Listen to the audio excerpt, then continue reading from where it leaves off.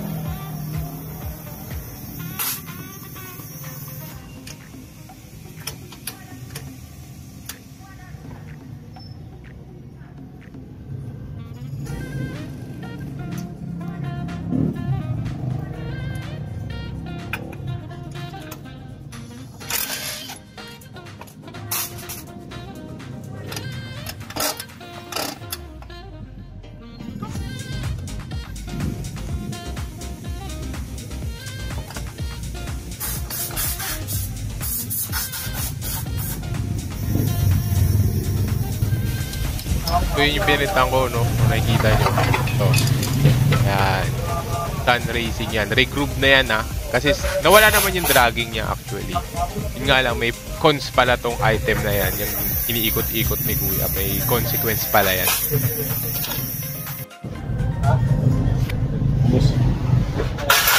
Buti nga, hindi pa ito tinamaan eh. Alin? Ito.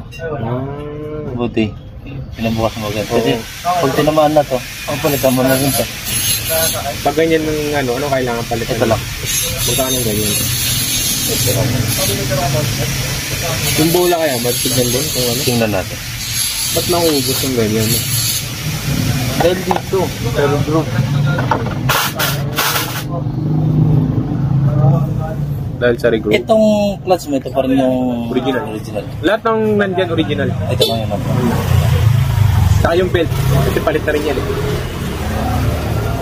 Yan lang hindi ko original. Yan. Ayun, nung pag-drive mo. Kasi pag drive mo to, ito bumubukat pa lahat. Kaya yung spring bumuka na rin. Lahat. Yung persado sabi mo. Sabihin yung pinilit ko yan, pangit pala yan. Ganyan. Maganda to kasi anti-dragging to eh. Oo. Kaso, sumisira talaga to ng lining. Anti-dragging nga siya pero masisira niya. Ang gulo nun na. Anti-dragging siya. Yun pala. Pero pag nahanap ko yung bilog, pwede pa ikabit yan. Sige, pahanap mo nga. Pwede natin ilagay mo natin. Tapos pag nahanap mo, palit natin. Para mapalitan lang.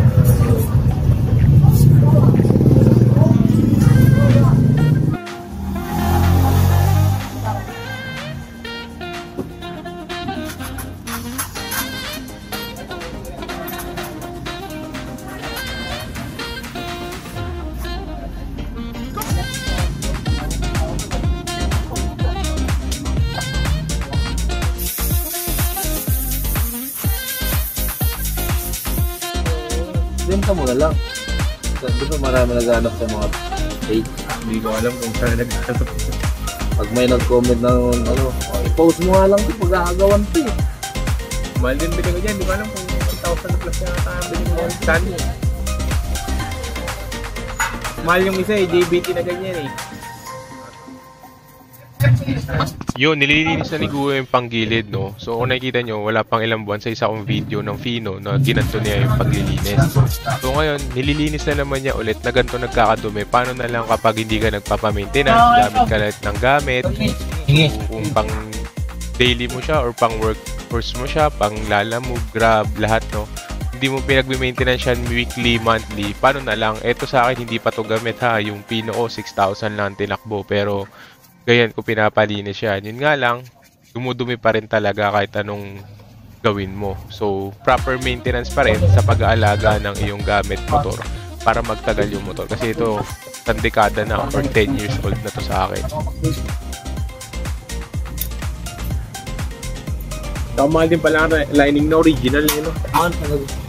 Tunay. Gulat ako, 2.5 eh. 2.5 ba yun, yung kanina? Pero taon mo talaga siya gagamitin. Dekada ulit.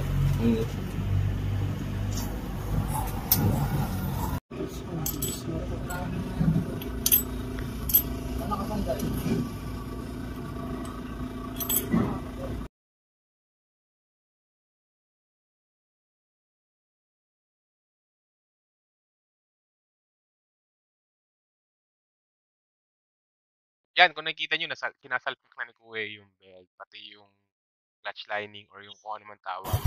Ito na yung unang startup. So, direp-rep ni Kuya no, para makita kung okay ba, tinitest yung tatalo ba yung belt. So, final checking na kung nakikita ba yung belt. Wala yan.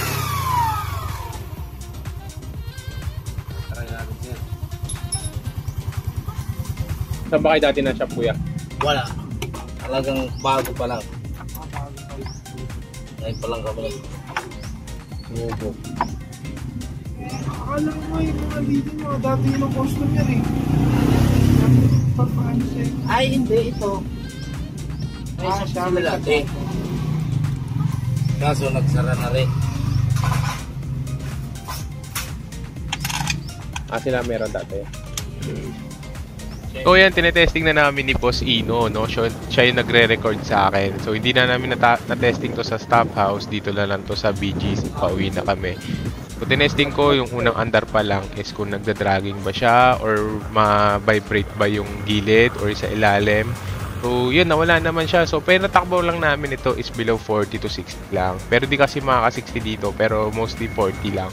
Ang problema mo lang dito kasi sa daanan na to, ayan, mabumpy talaga dito, hahanap ka ng diskarte. Pero sa regarding naman sa motor, umukay na yung takbo niya, naging fine, parang na-retune or na-carb tune sync nga kung tawagin para sa akin, no? Kasi okay na yung acceleration niya, okay na siya, stable na yung gilid niya, hindi na parang magaralgal, hindi na rin maingay, parang okay na okay. Yun nga lang, pinalit pala namin ni Kuya na clutch lining dito is yung ano lang ha, yung generic, yung tag 800 pesos lang.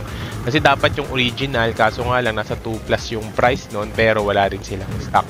So sinubukan ko na rin naman to, kasi di naman laging gamit yung Fino, kasi service lang naman namin to ni Ram, pati ni Ino.